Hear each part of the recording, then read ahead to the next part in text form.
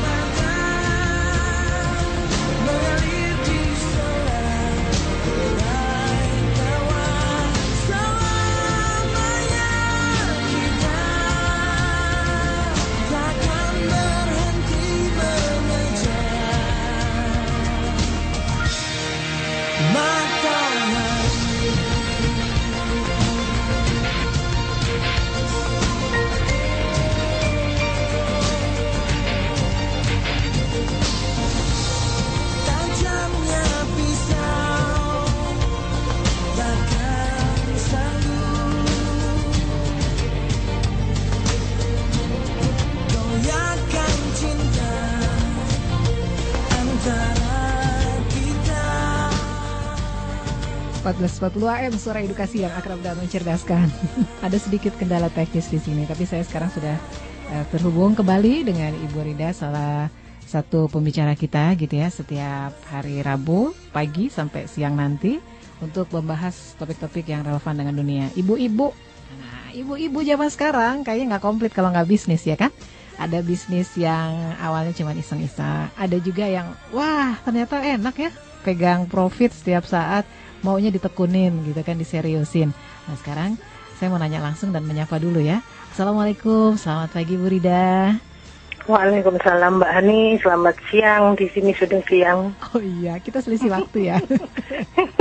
Soalnya di dalam ruangan Mbak Haninya ya. Oke Bu, di sini masih teduh redup gitu, saya masih nyeruput-nyeruput wedang jahe.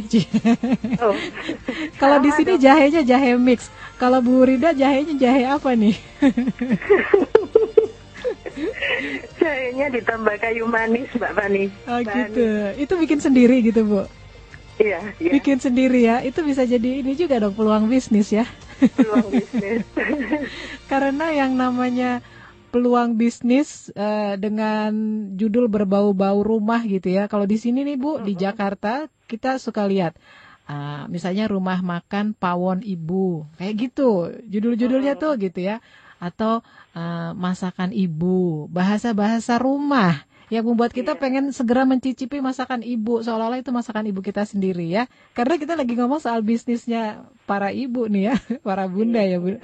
Jadi kalau hasil penelusuran Bu dosen nih ya, yang udah ngutak-utak atik segala perilaku konsumen gitu ya. Ini seperti apa sebenarnya kondisi bisnis yang digeluti perempuan Indonesia khususnya sekarang ini? Monggo. I- Iya, Mbak Hani dan selamat pagi seluruh pemirsa. Pendengar kita ya Bu ya. Mendengar. Maaf.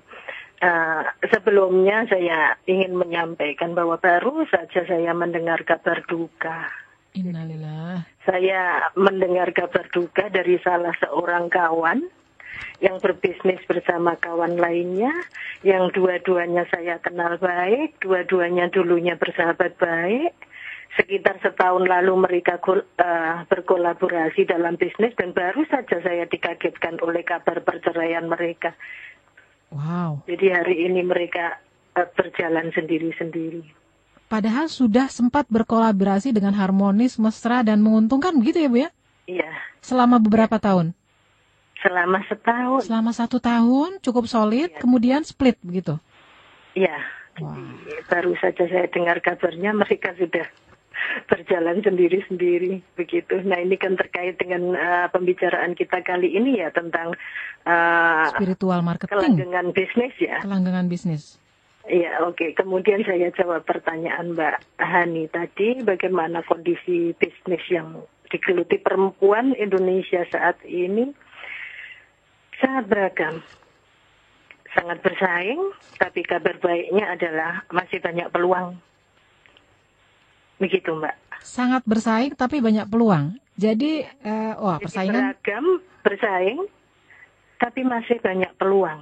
butuh kejelian begitu ya Bu ya? Ya, Untuk melihat peluangnya yang mana nih gitu ya. Jangan udah ngeper duluan nih persaingannya banyak. Mau bikin risoles, ibu sebelah bikinnya lebih canggih lagi, harganya lebih murah gitu ya. Tetapi mungkin ada yang matanya nih harus setajam elang begitu mungkin ya. Untuk iya. membidik potensi itu ya. Dan peluang yang sangat prospektif, utamanya dalam jangka ke depan yang cukup panjang itu adalah bisnis produk dan jasa yang sehat. Produk dan jasa yang sehat. Kata-kata yang Iya, sehat itu mungkin menjadi kuncinya ya. iya, iya. Karena sudah banyak mungkin produk dan jasa yang kategorinya nggak sehat mungkin ya. Nggak sehat dari tahap jauh sebelum itu diproduksi sampai pada tahap jauh setelah itu dikonsumsi. Jadi sebelum diproduksi sampai pasca produksi itu niat awalnya sudah tidak sehat begitu ya. Iya, Mungkin di sini yang terpikir hanya orientasi mengumpulkan profit dan mengabaikan keselamatan konsumen seperti itu barangkali ya Bu. betul, betul Mbak Ani. Saya sering kali mendengar begitu ya, ini bunda-bunda nih kalau ngumpul di arisan gitu ya enak gitu ya, kenapa nggak bikin ini aja, nggak ngelestor aja gitu ya, kalau orang Jawa kan gitu ya, kalau nggak buat usaha apa, buat usaha sepertinya mudah begitu kan, mengaplikasikan skill gitu ya, skill masak nih kalau ibu-ibu biasanya ya, entah itu memasak atau keterampilan menyulam atau apapun itu yang menggunakan kemampuan tangan begitu ya Bu ya. Tapi untuk menuangkan itu dalam bentuk bisnis, apakah itu semudah dan sesulit apa sih? Tantangannya seperti apa untuk memulai bisnis bagi perempuan? Skillnya udah ada, modalnya juga udah ada, tapi apakah dijamin itu akan berjalan gitu dengan baik? Gimana Bu? Ya, tantangan bisnis yang dihadapi perempuan saat ini yaitu teknologi yang makin berkembang pesat, kemudian siklus hidup dari produk itu menjadi makin pendek. Namun tidak perlu khawatir bila yang dijalankan adalah bisnis sehat.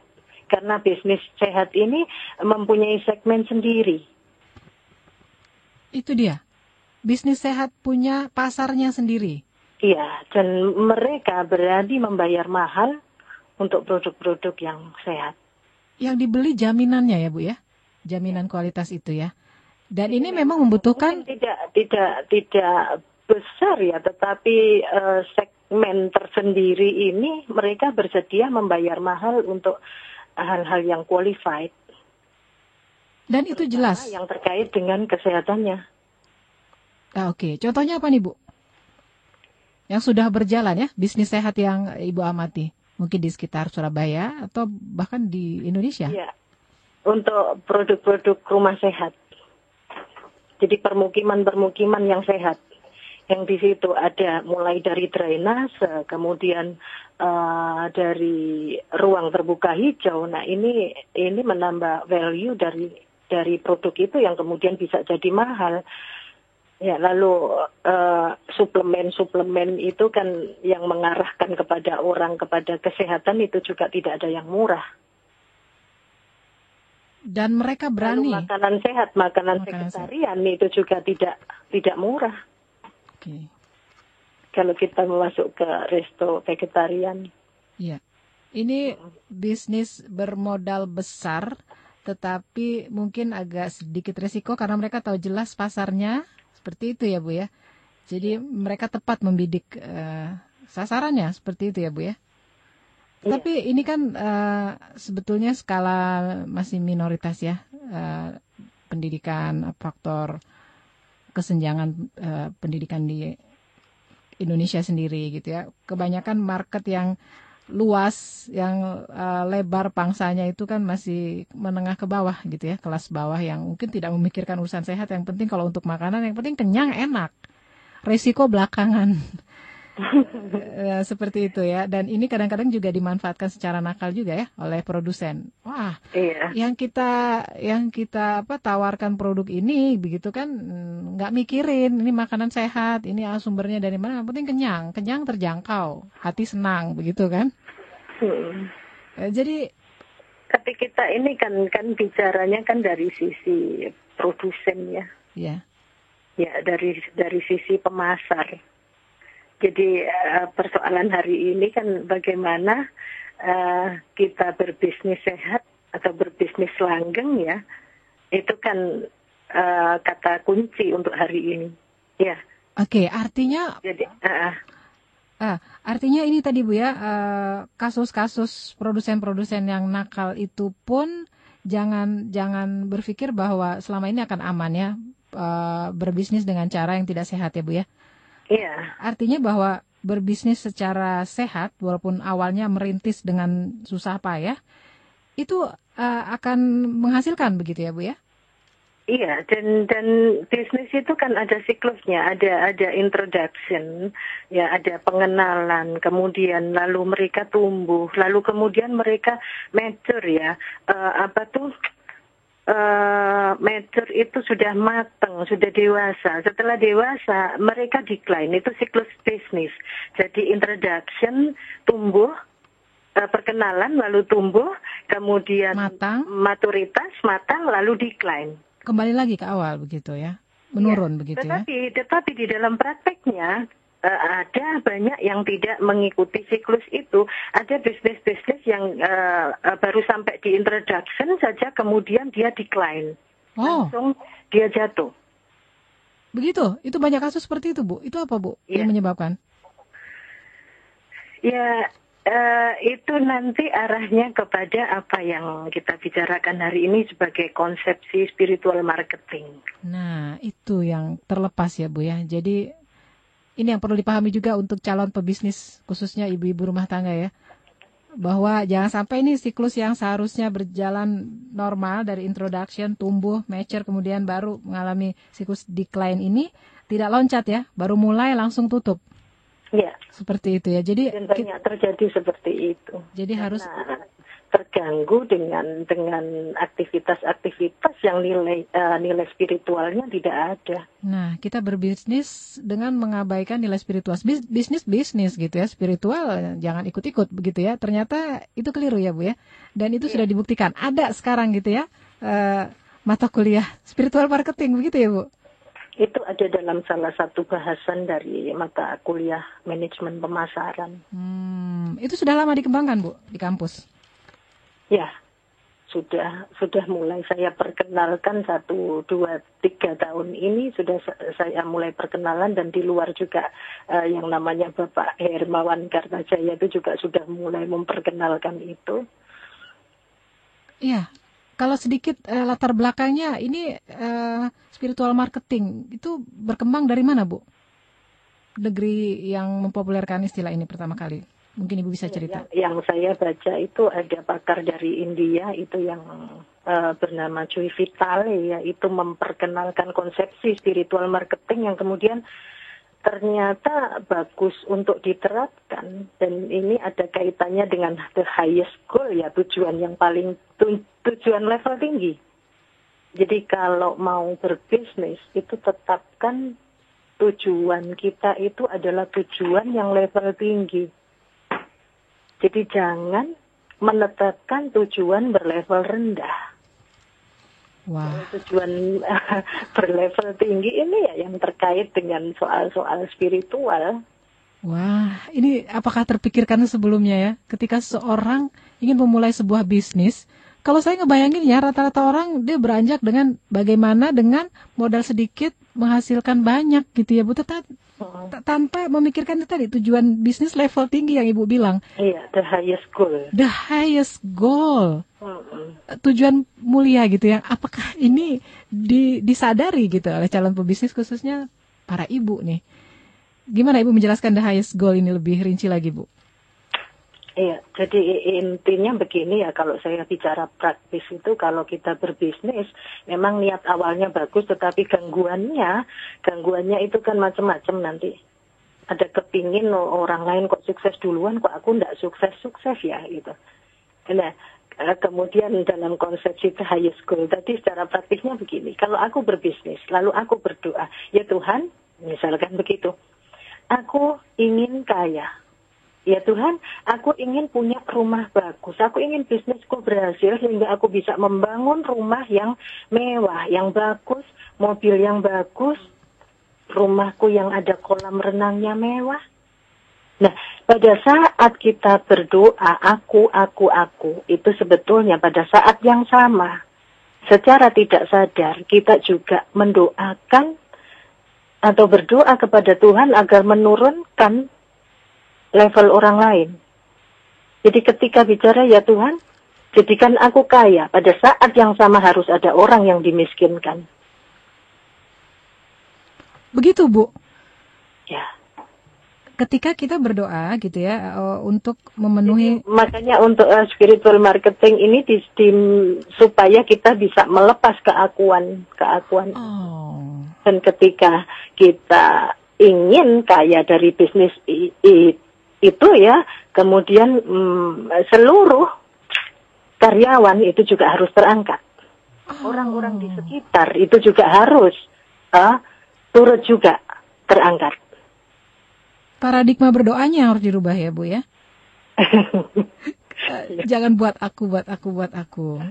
Iya, makanya di spiritual marketing ini yang menuntut kecerdasan spiritual ya. Kecerdasan spiritual itu kan tidak bisa diukur dari seberapa rajin saya memasuki rumah ibadah. Tetapi kecerdasan spiritual itu dibuktikan melalui cara bagaimana saya memperlakukan manusia, bagaimana saya memperlakukan binatang, tumbuhan, dan lingkungan hidup dalam semesta alam. Itu, manakala kita punya usaha batik, tetapi limbah itu kemudian melukai tetangga, meracuni ikan yang sedang dipelihara tetangga. Nah, ini mempercepat siklus hidup dari bisnis itu sendiri, cepat atau lambat ya. Tinggal menunggu. Artinya kita harus berpikir secara holistik ya, Bu ya, untuk memulai sebuah bisnis ya, Bu ya. Diawali dengan itu tadi gitu, menempatkan niat awalnya itu bahwa berbisnis untuk level tertinggi tadi ya, sebagai main goal-nya tadi ya, Bu ya. Tujuan tertinggi. Itu yang harus kita berusaha mencapai itu. Nah, bagaimana Ibu menjelaskan kepada para bunda yang pintar ini untuk menempatkan tujuan tertinggi tadi ya, level tertinggi dalam berbisnis dengan garansi bahwa dengan menempatkan tujuan tertinggi tadi kita akan dijamin gitu ya Bunda, kelanggengan bisnis kita itu akan terjamin. Iya. Mekanismenya seperti apa? Memang tidak seperti membalik tangan ya, tidak mudah dan dalam jangka waktu pendek lalu bisa kita capai, enggak. Tetapi saya mengamati ada salah seorang sahabat saya yang dia guru, dia juga pebisnis yang bermulanya dari wirausaha hingga hari ini. Pertamanya dia guru. Nah, kebetulan 2 hari yang lalu itu saya bertemu dengan beliaunya, hidupnya di kampung. Yang di kampung itu hampir seluruh lahan itu ditumbuhi tumbuhan lontar ya. Kita tahu lontar itu atau siwalan itu adalah penghasil minuman toa ya. Tahu Mbak Hani ya? Itu buahnya yang seperti buah manggis ungu begitu ya Bu? Bukan, bukan. Seperti kolang-kaling rasanya. Iya, maksud saya kulit luarnya, tapi bagian dalamnya seperti kolang-kaling, saya tahu. Iya. Oke. Nah, kawan saya ini yang disekolahkan guru oleh orang tuanya. Kedua orang tuanya dulu itu memang hidup dari situ, dari yang dijual itu toa. Toa itu kan banyak digunakan untuk orang mabuk.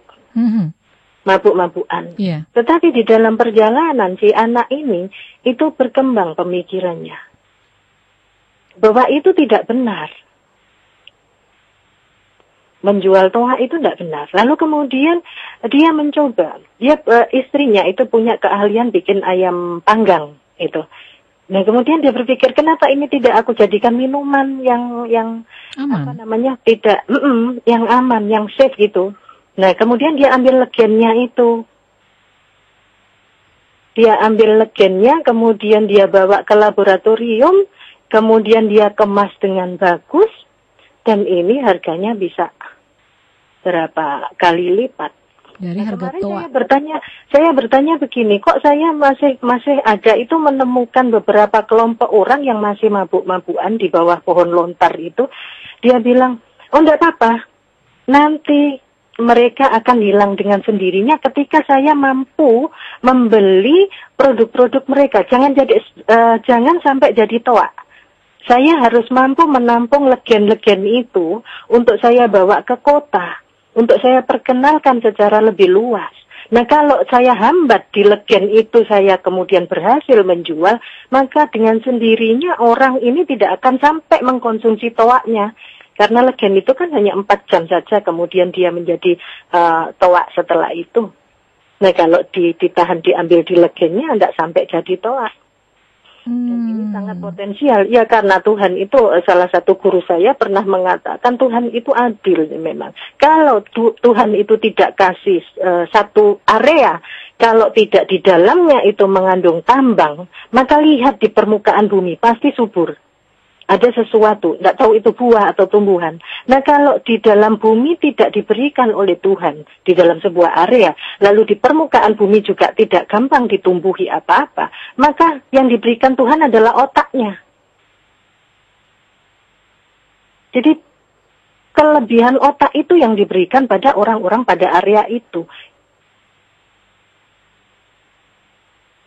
Contoh yang Ibu sampaikan tadi itu mewakili konsep yang barusan Ibu katakan. Ya. Dan kalau misalkan saya lihat tadi itu berhasil sampai hari ini, dia restonya memang di kampung, tetapi orang-orang dari luar, dari kota itu pada ke sana. Jadi kalau Sabtu Minggu ini penghasilan mereka besar. Padahal itu rumah makan yang ada di kampung. Dan sekarang dia bisa membangun di situ, dia sediakan kolam pancing dan sebagainya ya, karena dia tadi tersentuh gitu, kok hidup saya seperti ini ya harus dihidupi dengan toa. Itu kan tidak baik menurut ya dia dan dalam pandangan umum. Dan dia juga kasihan kalau orang-orang harus seperti itu, lalu kampung menjadi dicap sebagai desa yang tempat mabuk-mabukan. Kemudian dia berpikir, wah. Iya, ini betul, benar-benar. Ini mendukung, support sekali. Ini pengalaman spiritual yang luar biasa, ya Bu ya. keberanian seseorang bersikap untuk berhijrah begitu ya, mungkin dengan Dan itu bahasa. guru loh Mbak, guru SMP. Guru SMP. Guru SMP. Seorang guru SMP begitu ya. Guru Dia SMP Sanawiyah. dengan apa ya, menjawab segala kegelisahannya ini yang selama ini menghidupi aku ternyata adalah sumber penghidupan yang haram. Katakan seperti itu ya Bu ya. Dia tidak jauh-jauh, dia lihat saja di atas buminya dia itu ditumbuhi siwalan. Oh, ini yang bisa aku berdayakan gitu. Dia melihat dia di area terdekatnya dulu ya Bu ya. Ya. Dari area terdekatnya itu aku ngebayanginnya begini nih Bu. Saya membayangkan tanpa seseorang mau menelaah dirinya, menelaah lingkungannya, mengenali apa sih maunya Tuhannya begitu kan. Ya, itu kan sebuah kecerdasan spiritual ya. Itu seseorang tidak akan menemukan jawaban ini kan Bu ya. Iya. Membutuhkan kecerdasan spiritual ya Bu ya untuk sampai ke situ ya. Dan bersedia berpikir ya. Bersedia berpikir. Bersedia membaca. Ya, kalau kita bilang ayat itu yang pertama kan Iqra ya, kita disuruh membaca itu di dalam lingkungan kita. Apa sih itu maknanya? Membaca tanda-tanda alam gitu ya Bu ya. Di Jawa Timur itu banyak, ada beberapa daerah yang dia juga sekedar hanya menjual hasil siwalan itu sebagai minuman toa. Ada juga satu desa yang namanya Paciran itu, dia tidak menjual toa dan juga dia tidak menjual legen, tetapi dia olah itu sebagai gula. Ya, sebagai gula, dan itu enak. Dan itu saya melihat kolaborasi dari guru yang saya ceritakan tadi SMP, dia jualan dawet siwalan, tapi dia tidak mau pakai gula biasa. Lalu dia bekerja sama dengan seseorang yang dari Paciran itu, yang juga kalau kita bilang pebisnis ya wira usaha gitu juga ya. Nah, dia ambil gulanya dari situ, dia buat jualan dawetnya ini pakai gula itu, jadi rasanya menjadi berbeda. Spesifik begitu ya Bu ya? Iya. Jadi sampai sebegitu mereka ini berpikir apa sih yang bisa saya lakukan untuk ini, dan tidak dalam waktu pendek kemudian bisa dipetik hasilnya. Dia berproses ya Bu ya? Berproses. Dia berproses. Ya. Dan keberanian berproses itu yang harus dikuasai, diniati dulu gitu ya oleh para bunda-bunda yang mau terjun gitu ya ke bisnis gitu ya. Dan untuk pemula gitu ya, tentunya kan masih awam sekali ya Bu. Ini apa nih Bu, bekal yang bisa mereka pegang sebagai syarat dasar yang harus dipenuhi sebagai seorang ibu, sebagai seorang perempuan untuk memulai sebuah bisnis? Untuk memulai sebuah bisnis itu aturannya ada. Aturan pertamanya itu adalah konsumen selalu benar. Lalu aturan keduanya, jika merasa konsumen salah maka baca kembali aturan 1. Kembali lagi ke aturan 1, konsumen selalu benar. Iya, jadi itu sudah prinsip pelayan. Iya, artinya kita harus sadar kita melayani ya. Kenapa? Kita harus sadar bahwa kita ini melayani begitu ya. Iya. Kemudian? Kalau kita aturan pertamanya kan konsumen selalu benar. Iya. Kemudian kalau kita merasa bahwa konsumen ini salah, maka baca kembali aturan pertama, konsumen itu selalu benar. Maka kita harus pendekatan yang kemudian membuat konsumen berpikir bahwa pilihannya adalah benar. Oke, bagaimana menjelaskan ini? Saya masih belum clear, Bu. Melakukan pendekatan sehingga konsumen... Ya, jadi ketika kita mulai berbisnis, orientasinya konsumen. First, bahwa kita adalah pelayan, bahwa kebutuhan konsumen adalah kita harus dengar, bahwa ketika konsumen ada penyimpangan itu kita harus mengedukasi.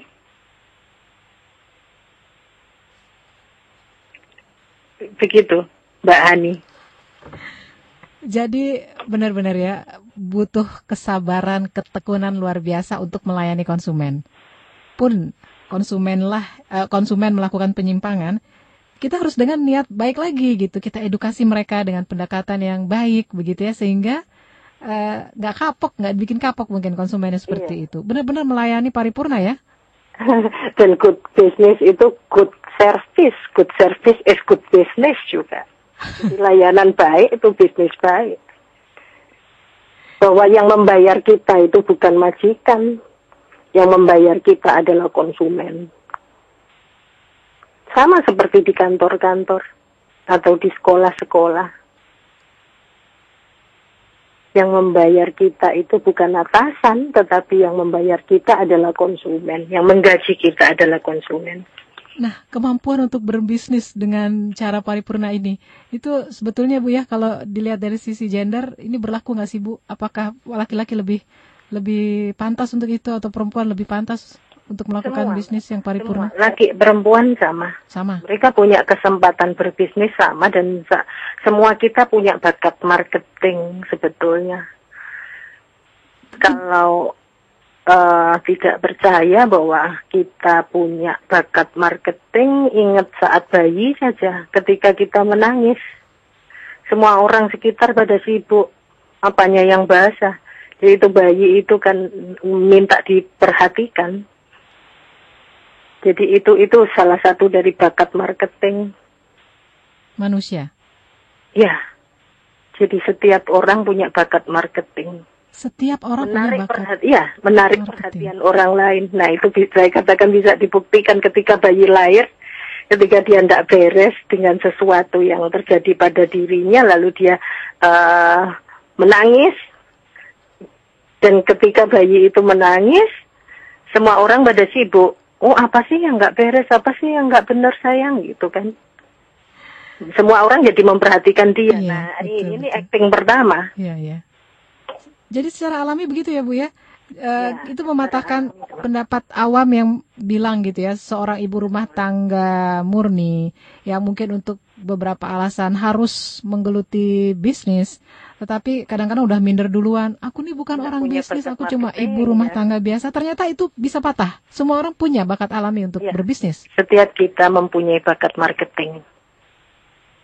Nah, seperti apa perilaku marketing yang dimiliki secara unik gitu ya setiap manusia ya Bu ya? Itu kita bahas nanti di segmen berikutnya.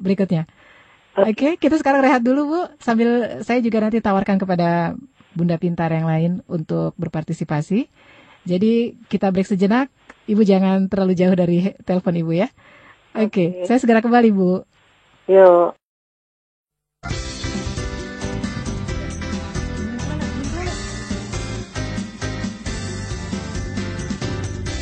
1440 AM Suara Edukasi yang akrab dan mencerdaskan. Hai, untuk Bunda yang mendengarkan melalui radio internet di suaraedukasi.kemdikbud.go.id. Kita membahas tentang spiritual marketing. Apa sih? Tadi sudah sempat dijelaskan secara umum ya, dan juga beberapa contoh kasus yang terkait dengan tema hari ini, spiritual marketing.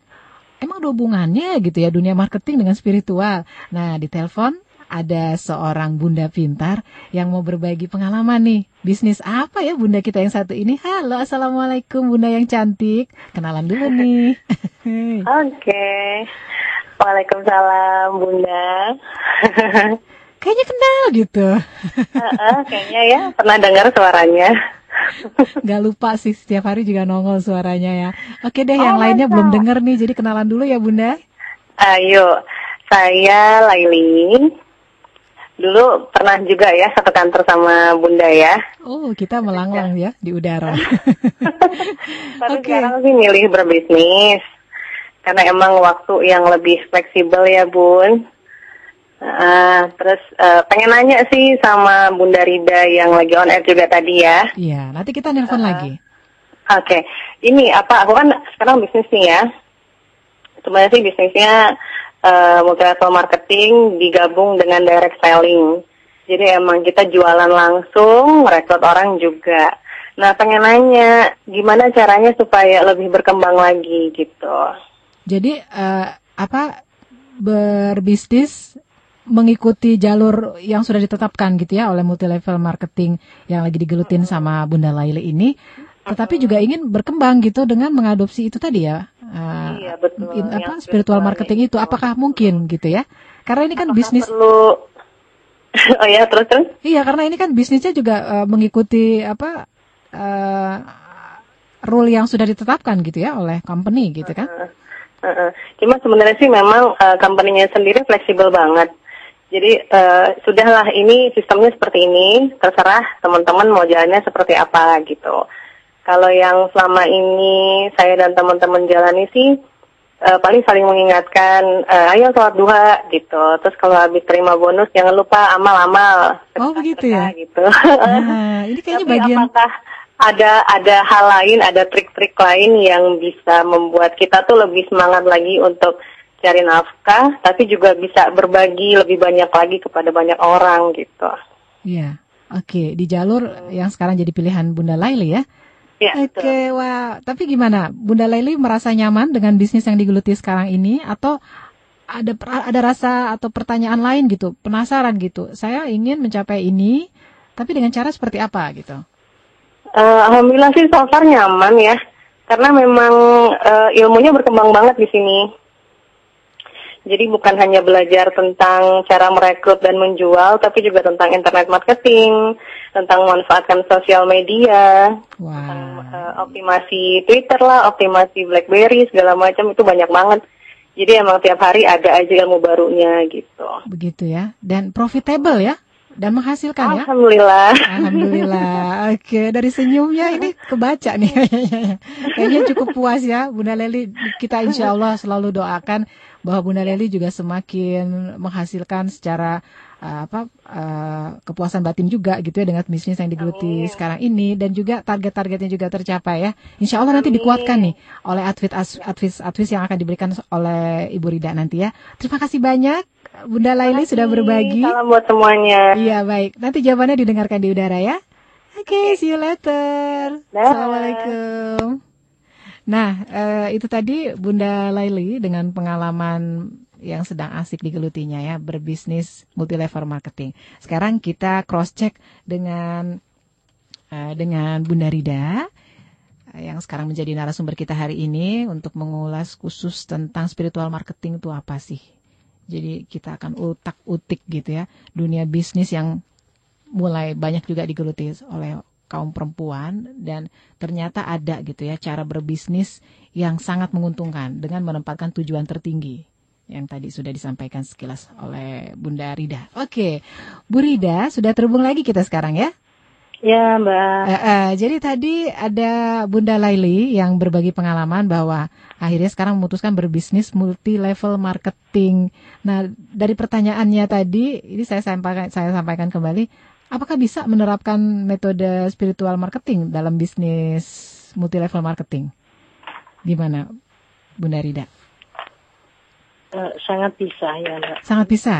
Iya, sangat bisa. Ini bisa diterapkan di dalam seluruh bisnis, saya kira. Jadi apapun aturan mainnya gitu ya, kan saya pikir bahwa ini hanya bisnis yang kita kelola sendiri. Ternyata dalam bisnis multi level marketing pun itu bisa diterapkan ya, spiritual marketing. Contohnya seperti apa, Bu? Yang penting kuncinya tadi, cerdas secara spiritual. Ya, jadi itu harus dibuktikan melalui cara memperlakukan manusia lainnya. Dan kalau itu ada penyimpangan ya segera lurus saja bisnisnya, tidak ikut larut meskipun itu dalam satu wadah PT begitu ya. Tetapi pilih saja jalan sendiri yang itu adalah implementasi dari mempercerdas spiritualisme kita. Saya jadi ingin tahu nih Bu, sebenarnya perilaku bisnis yang sehat itu seperti apa sih Bu? Kenapa? Perilaku bisnis yang sehat itu seperti apa sih Bu? Itu tadi kan secara pandangan umum ya, kalau kita masuk kepada perilaku bisnis atau perilaku pebisnis yang tidak spiritual itu ya, banyak contohnya di sekitar kita. Jadi kita menggunakan pengawet, kita menggunakan pewarna, kita di dalam memproses itu kita tidak memperhatikan lingkungan. Nah ini semua, lalu kemudian kita bujui konsumen, kita tidak jujur kepada konsumen. Demi mencapai target yang sudah ditetapkan oleh atasan atau perusahaan, maka semua menjadi sah-sah saja. Nah ini tidak akan langgeng. Dan ini sudah sangat melanda, meluas ya. Jadi kalau saya ke rumah sakit itu ada kong kali kong antara dokter dengan apotek. Kalau saya lihat bisnis online saat ini itu sudah seenaknya udele ngetek iklan dia tanpa izin. Nah ini melanggar etika. Ini contoh kecil saja. Begitu. Jadi bisnis yang Ya, beretika. sampai pada tingkat bawah loh itu Mbak Ya. Ani. Orang sampai pada orang jual pentol sunduk. Jadi etika ini sudah banyak dilanggar ya? Kenapa? Etika berbisnis ini sudah banyak dilanggar ya Bu ya? Ini karena ketidaktahuan atau karena membabi buta untuk target semata? Dua-duanya. Dua-duanya. Iya. Oke, bagaimana Ibu mengedukasi yang belum tahu nih Bu? Karena keterpaksaan tadi sudah kita banyak lihat di televisi itu ya, mereka yang menggunakan macam-macam pengawet dan sebagainya, itu kan sudah itu contoh kecil. Saya katakan di bisnis di bawah ini jelata sudah membunuh jelata. Jadi mereka tidak sadar bahwa mereka meracuni anak-anak yang pada akhirnya nanti dia akan menderita satu penyakit. Ini jauh lebih kejam daripada, ya mungkin sama kejamnya ya dengan apa yang dilakukan koruptor. Bayangkan membunuh orang pelan-pelan dan itu anak-anak yang dibunuh gitu. Dan kita tidak terasa kalau anak-anak ini dibunuh. Tapi pelan-pelan dengan obat-obat seperti itu, dengan bahan kimia seperti itu. Nah, Masya Allah. ini untuk bisnis makanan. Masya Allah. Kemudian bisnis obat juga begitu. Ya, ketika dokter memilih meresepkan obat itu kemudian berdasarkan gimmick-gimmick yang diberikan oleh para detailer, kemudian menjadi obat itu yang diresepkan, lalu obat yang lain yang lebih murah, meskipun secara kegunaan adalah sama, itu tidak diresepkan hanya karena faktor. Nah ini tidak spiritual. Oke. Maka ini tidak sehat, ya. Lalu bisnis online yang sampai rujak itu di bisnis online kan. Gitu Bu ya? Biasanya itu mau pesen rujak gitu bisa telepon, minta diantar, atau bisa lewat Facebook pesen nasi kuning bisa diantar. Nah, apakah benar lalu dia bilang kemudian maaf sold out gitu. Sekarang iklan dengan apa namanya? Dengan jaminan yang macam-macam, pasti diantar segera. Tapi ketika kita kemudian minta barang itu diantar, dia bilang kosong atau sold out. Nah ini tidak, cara-cara yang tidak spiritual. Banyak sekali. Ya, penyimpangan itu ya Bu. Itu kan banyak ya iklan-iklan membuat mancung hidung, kemudian tidak jadi mancung sungguhan ya, kemudian obat-obat pelangsing. Nah seperti itu, ayo dikaji lagi. Apakah ini bisnis yang saya jalankan ini benar? Kalau kita tidak mau itu terjadi kepada diri kita, maka jangan itu sampai kita harapkan bisa terjadi dan kita menikmati itu, gitu. Kita perlakukan kepada orang lain yang itu tidak mau kita diperlakukan seperti itu. Empati ini yang kemudian harus diangkat, harus dipelihara, harus dijaga. Ya, ini bisnis kelas bawah yang tadi Ibu berikan contohnya, salah satunya yang tadi ya, orang miskin membunuh orang miskin, begitu ya Bu ya? Iya. Itu jelata membunuh jelata. Jelata membunuh jelata. Ini disadari atau tidak, walaupun mereka barangkali gitu ya, kalau kita tanya langsung akan berdalih gitu. Kemampuan modal saya hanya memungkinkan saya untuk mengolah gitu ya bahan baku produksi dengan cara seperti ini. Kalau saya beli bahan baku yang aman, saya nggak nutup modal gitu. Saya boro-boro pikir profit begitu kan ya Bu ya. Nah ini bagaimana Ibu menjelaskan ini supaya akhirnya mereka bisa. Perlu kerjasama dengan sekolah, dengan guru, panggil itu kan 1, 2, 3, 4, 10 orang barangkali pedagang yang mengelilingi pagar sekolah. Panggil, ajak masuk, ajak bicara, kemudian tunjukkan kalau bisa melalui visualisasi ini loh, gambar-gambar orang-orang atau anak-anak yang kena penyakit yang apabila mengkonsumsi makanan seperti ini, karena memang harus dengan visual ya, orang-orang penjual-penjual, maaf ya, kelas bawah itu dipanggil, ditunjukkan gambar bahwa seberbahaya ini loh perilaku kita itu terhadap anak-anak kita semua. Itu harus gambarnya jelas, para penjual ini dipanggil masuk, guru, terus dari dinas kesehatan atau ada dokter puskesmas mungkin yang bisa lalu diberikan kesempatan untuk diajari untuk membuat produk-produk yang sehat untuk anak-anak. Artinya mereka bukan diusir dari pagar sekolah, tidak boleh menjual ke lingkungan sekolah, bukan seperti itu ya Bu ya? Itu tidak menjawab persoalan ya? Pindah yang lain, kemudian anak-anak juga cari itu. Itu sudah pernah terjadi, maksud saya sudah pernah diterapkan mungkin di lingkungan Ibu, mengedukasi. Saya sudah kampanye soal ini. Tetapi belum ada yang saya melihat diterapkan. Kalau sekitar saya itu masih banyak penjual-penjual di luar pagar sekolah itu masih banyak.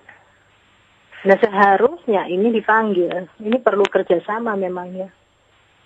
Dipanggil ke dalam, diberi arahan, ini masih konsep Mbak, masih pandangan saya yang baru saya tulis, kemudian nanti akan menjadi sebuah hasil riset begitu. Iya, untuk acuan ke depan begitu ya Bu ya? Iya. Okay. Karena kalau di situ kan menjadi terlibat gitu loh, orang menjadi kaum jelata ini menjadi terperhatikan, dan untuk mengedukasi mereka dengan cara visualisasi seperti itu saya rasa cara paling efektif. Nah, apakah bapak atau ibu-ibu ini tega atau sanggup membunuh anak-anak dengan cara seperti ini? Itu mereka akan terenyuh dan mereka pasti mau. Hanya mungkin mereka sendiri juga membutuhkan support ya. Bagaimana kita untuk mengatasi permodalan seperti itu barangkali ya Bu ya? Iya. Dan kalau sudah bicara permodalan kan menjadi lain lagi, nanti kerjasama lagi dengan pihak-pihak yang terkait begitu ya? Iya, seperti KUR dan sebagainya itu kan ada. Sebetulnya pemerintah ini kan sudah menyiapkan semuanya. Hanya ketidaktahuan mungkin ya Bu ya? Iya. Harus kemana mengeluhkan ini begitu ya? Oke Bu. Ya, harus salah satunya melalui radio ini. Iya. Kemudian betul. Jadi nanti ya kita akan pikirkan gitu ya Bu ya.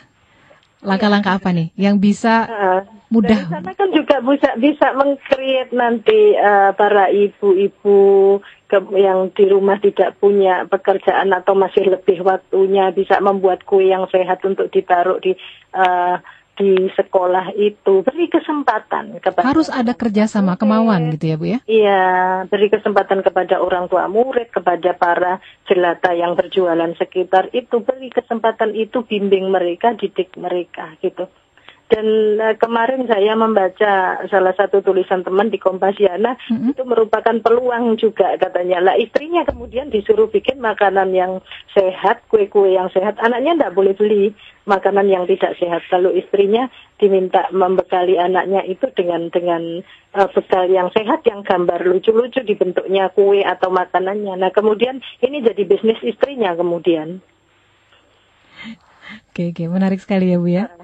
Nah ini Bu, menjawab tantangan dunia persaingan gitu ya, usaha gitu ya, dengan segala macam cara orang ada yang menghalalkan cara apapun gitu ya untuk meraih laba sebesar-besarnya, dan beberapa orang berhasil ternyata gitu ya menghalalkan segala cara untuk bisnisnya.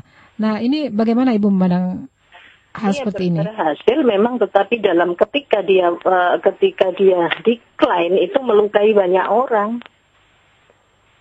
Saya katakan tadi the highest goal ya, tujuan tertinggi lah, tujuan yang level rendah itu ya ingin menguasai pasar. Itu yang banyak diadop orang ya Bu ya? Iya, menguasai pasar. Jadi kalau dia ingin buka itu franchise dan macam-macam, lalu bisnis bakso kemudian jadi buka di mana-mana untuk supaya dia dikenal orang, namanya harus menguasai 1, 2, 3 area. Nah sekarang ini sudah mulai berkelimpangan.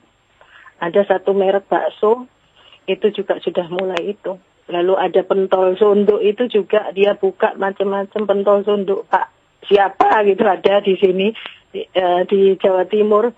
Tiap kemana kita ketemu itu. Nah sekarang juga sudah mulai tutup. Nah, jadi apapun lah kalau kita tujuannya adalah menguasai pasar, pasarnya ada kuenya, lalu tujuan adalah menguasai pasar, itu pasti tidak jadi. Artinya Ibu memandang bisnis memang sempat dia booming, kemudian tapi ketika dia mengadakan pemecatan itu loh, ini yang sudah melukai banyak orang, banyak keluarga. Tidak hanya di bisnis yang sedang-sedang, tetapi bisnis besar itu juga terjadi hal seperti ini. Jadi PHK menjadi besar-besaran. Padahal tujuannya dia itu sudah berhasil menguasai pasar bisnis seluruh dunia. Apakah bisnis semacam franchise seperti ini memang ini ya Bu ya rata-rata gitu ya? Yang menurut pengamatan Ibu itu tujuannya menguasai pasar? Iya betul. Oke. Jadi orang lain tidak boleh berusaha di situ. Harus ada namanya, biarkanlah orang lain dengan namanya sendiri, kemudian atau kita didik kita sampai berdiri lepas. Nah sekarang itu kan seperti supermarket ya, minimarket kan ya sudah mulai harus melepas itu sekarang. Oke. Jadi yang kita jual mematikan bisnis pasar tradisional kan? Betul. Jadi Bu melihat bisnis yang menggunakan lisensi ini tidak sehat begitu ya Bu ya? Menurut saya ya. Jadi cukupkan saja dengan keadaan sekitar, semua orang sekitar ini dipenuhi kebutuhannya, lalu kemudian menjadi makmur bersama. Nah itu konsepsi saya di dalam pemahaman saya tentang spiritual marketing. Memberi kesempatan orang lain, kita mungkin mengedukasi orang lain gitu ya, untuk menggeluti bisnis yang menggeluti besar, beri kesempatan dia besar. Jangan kemudian kita enak-enakan, lalu kita tinggal narik saja yang namanya orang bilang passive income itu lah. Ini tidak cocok. Saya yang tidak cocok. Oh begitu ya. Dan pengalaman bisnis pengalaman bisnis franchise yang ada yang Ibu amati memang kecenderungannya seperti itu. Mereka akan mengalami deklinasi itu tadi ya Bu ya? Kejenuhan gitu ya Bu ya? Iya, decline dia. Jadi amati ketika yang harus ini kembali ke topik ya, prinsip-prinsip di dalam bisnis tadi yang sebelum berakhir ini nanti ya Mbak Fania, hal penting yang harus saya sampaikan bahwa prinsip-prinsip dalam berbisnis yang pertama itu adalah konsumen. Ya, jadi bisnis adalah melayani konsumen. Nah, konsumen itu tidak hanya para pembeli atau pemakai saja, tetapi orang-orang di dalam yang bekerja dengan kita ini pun juga internal consumer. Ini juga harus terperhatikan. Lalu yang kedua adalah etika. Yang ketiga itu harus disadari siapapun yang berbisnis, mulai berbisnis, mencoba-coba membuktikan bahwa dia punya kemampuan marketing. Yang diingat adalah bahwa bisnis itu punya siklus. Jadi siklus bisnis itu ya introduction, mengenalkan dulu, kemudian dia tumbuh, kemudian dia mateng. Kalau sudah tumbuh dia pasti mature, dewasa. Nah kalau setelah dewasa ini dilihat bagaimana sih penjualanku, mengalami kenaikan apa stagnan. Kelihatannya mungkin mengalami kenaikan, tetapi dilihat lagi secara persentase. Kalau persentase mengalami penurunan, persentase kenaikannya itu justru menurun. Nah, ini tanda-tanda maturity. Supaya tidak decline, nah nanti ada improvisasi, dibuat lagi, introduce lagi apa yang perlu diimprove dari situ. Oke, siklus itu yang harus dipahami ya. Ada tahapan bahwa introduction itu harus. Dan ketika introduction itu laba negatif, itu yang harus disadari. Jangan mutung dulu ya Bu ya. Ya. Baik. Bisa jadi laba negatif dan banyak terjadi seperti ini. Lalu kemudian menjadi KO karena hanya berpikir ini bukan jalan saya gitu. Jadi fight-nya kurang. Oke. Jadi berbisnis juga, beramal sekaligus gitu ya. Oke. Baik, Ibu, ini di studio kami kedatangan banyak tamu. Teman-teman dari mana ya ini ya? Dari Tegal. Nggak jelas, kayaknya harus ada yang bicara di depan mikrofon. Silakan wakilnya. Ayo, silakan Ibu Guru. Ya, waktu kita tidak lama, Ibu. Silakan berbagi. Nah, Ibu, oke, silakan. Jadi mungkin bisa sekalian diskusi. Ini wanita semua nih, Bu ya, calon-calon pebisnis bisa saja ya. Oke, Ibu Guru silakan. Dengan Ibu siapa, Bu? Ibu Evin ya. Ini dari teman-teman dari mana, Bu? Dari SMKNU Hasyim Asy'ari. Oke.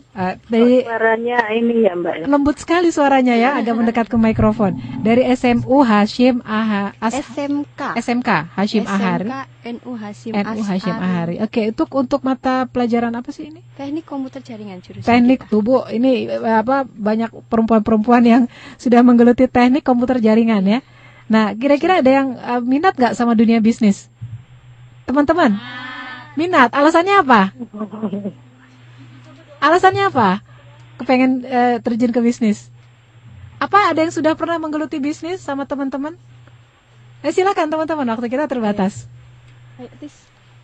Tadi yang jawab kompak loh, banyak loh ini loh. Semua pada berminat sama bisnis ya. Rupanya ya. Nah, tapi bisnis yang banyak jenis bisnis yang potensial. Nah, ini nanti akan disampaikan oleh Ibu Rida ya. Ibu Rida adalah dosen ilmu perilaku konsumen dan perilaku organisasi. Kita sekarang lagi bicara tentang spiritual marketing. Jadi berbisnis dengan cara-cara yang penuh dengan ini ya, Bu ya, konsep spiritual ya. Oke, kecerdasan spiritual. Dengan mengoptimalkan kecerdasan spiritual kita. Silakan, Dek, siapa? TIS IT. IT. Iya. IT, namanya IT. TIS IT. TIS IT. Iya. IT. IT. Ya IT. Panggilannya? IT. IT ya. Iya. Oke. Kamu suka bisnis? Suka. Apa bisnis apa? Dalam hal apa aja yang terpenting, bisnis itu dimulai dari hobi kita sendiri. Misalnya, hobimu apa? IT. Hobiku baca buku. Baca buku. Bisnisnya apa nih? Bisnis, aku pengen buka toko buku. Baru pengen ya? Iya. Nah, kira-kira apa yang ingin kamu lakukan untuk menuju ke arah sana? Sekarang udah merintis apa? Kalau sekarang belum, tapi sekarang aku mulai memperbanyak baca-baca buku. Jadi lebih mengenal banyak pengetahuan dulu, mengumpul-ngumpul pengetahuan. Nanti kalau aku udah punya modal dan lulus sekolah, mungkin itu bisa terwujud. Amin. Amin. Nah, ini mau ketemu sama Bu Rida nih, Bu dosen ilmu perilaku konsumen. Bisnis itu kan banyak yang dilakukan dengan cara-cara yang menghalalkan segala cara begitu ya. Nah, tapi itu ternyata tidak langgeng. Apa yang mau kamu tanyakan? Silakan. Mau tanya apa? Kalau kita melakoni sebuah bisnis dan kita udah mulai jenuh sama bisnis itu, apa yang harus kita lakukan untuk supaya bisnis kita itu tidak hancur? Nah, bagus tuh Bu pertanyaannya. Silakan Bu Rida. Iya, tapi dari sini nggak dengar pertanyaannya. Oke. Saya ulangi, maaf ya. Jadi gini, IT nanya, Bu, IT ini berminat untuk menggeluti bisnis buku, ya pengen punya toko buku kalau nanti udah punya modal. Iya. Nah, cuman pertanyaannya kalau nanti udah mulai jenuh nih sama bisnis yang digeluti supaya nggak bangkrut, begitu ya. Apa yang harus dilakukan, Bu? Begitu. Maaf ya, Bu. Silakan, Bu. Bisnis buku ya. Bisnis buku ini masih banyak, pasarnya masih luas, apalagi di secara online internet ini belum banyak digarap. Jadi secara online internet ini potensial ya bisnis buku ya Bu ya? Sangat potensial. Oke. Ketika jenuh? Ini mengancam nanti kalau khawatirnya dia kalau sudah decline ya tadi ya, dia belum decline harus improve. Jadi improve itu bisa mengembangkan pasar ya. Improve itu kalau sekarang kita jualan buku untuk orang tua, besok kita tambahi dengan anak-anak. Atau sekarang kita jual buku khusus untuk anak-anak SD, besok kita tambahi dengan SMP. Ini adalah segmenting, masalah segmen. Jadi salah satu cara juga yang tadi sebelum decline apa yang harus kita lakukan, kita introduce lagi. Kita bikin introduce lagi dengan memperbaharui produk kita atau menambah kemudian menjadi perpustakaan ya, jasa peminjaman buku seperti itu bisa. Jadi improvisasi ini memang harus kita standby begitu ya Bu ya? sebelum titik jenuh itu ada begitu terjadi ya. Iya. Nah, Iya. oke. Makanya kan diberikan bocoran tadi, ada introduction lalu tuh dewasa atau matang. Nah setelah itu kalau nggak diapa-apain dia pasti decline. Oke, Makanya stagnan. harus introduce lagi sesuatu yang lain. Nah berbisnis itu ya mulai dari bakat sendiri, jangan bakat jangan bakatnya orang lain. Oh, itu ya Bu ya. Iya. Seperti membeo Bisanya begitu. Kita apa gitu? Bisanya kita apa? Kalau kita nggak punya kemampuan itu nanti akan menjadi agak sulit ya. Tetapi kalau kita itu bisanya apa, bikin kue ya itu, kita bisa masak ya itu, kita bisa berkebun ya tanaman, kita bisa menata ruangan ya mungkin penginapan yang sehat seperti itu. Dimulai dari kita sendiri begitu ya. Dari kebisaan kita, dari kemampuan kita. Jadi kalau mana kita paling dominan. Iya, kalau mengikuti tren itu agak beresiko ya Bu ya. Iya, iya. Sekedar mengikuti Jadi tren. kalau misalkan begini, kita berbisnis itu sesuai dengan kesenangan kita, kesukaan kita, itu kita bisa bekerja sambil bersiul. Itu yang namanya menikmati pekerjaan. Gitu ya. Oke, Bu Guru ada yang mau ditanyakan? Iya, kebetulan ini ya Bu, dengar ya Bu suaranya? Ya nanti saya lanjutkan, saya teruskan. Silakan Bu Guru. Iya Bu Rida, sekalian saya pengen mendapatkan satu inspirasi lah barangkali seperti itu, karena memang saya berbicara dengan dosen yang ahli mungkin di bidang bisnis gitu ya Bu. Kebetulan saya juga mengajar di SMK di kewirausahaannya gitu kan. Kebetulan kita kan dari SMK ya, kejuruan ya, dan anak-anak ini kan dari jurusan teknik komputer jaringan. Memang ada beberapa dari mereka udah mengerucut kepengin mereka bergelut di bisnisnya itu di bidang komputer gitu loh. Ya ada yang servis komputer, ada yang pengen buka internet dan lain sebagainya gitu kan, warnet gitu. Tetapi ya pertanyaan saya gimana gitu loh Bu, bagaimana cara menumbuhkan semangat untuk mereka bisa memulai bisnis itu dengan tidak ada rasa takut gitu loh Bu. Kadang mereka kalau saya baca-baca buku, mereka tuh sebenarnya bukan takut gagal, tapi mereka takut untuk sukses gitu loh Bu. Takut untuk sukses? Iya. Kenapa? Iya, mungkin ya mungkin mereka berpikir kan modal gitu kan, kadang modal yang begitu harus sekian gitu kan, modal kan harus berupa uang gitu kan. Padahal kalau kita tilik lagi kan modal nggak harus berupa uang gitu kan. Apa yang kita miliki, fisik kita itu kan bisa juga menjadi modal. Baik, sudah ditangkap ya. Jadi begini Bu Rida, ini pertanyaan dari Bu Guru ya. Bu Guru yang mengajar kewirausahaan di SMK ini gitu ya Bu ya. Kan ini komputer jaringan ya.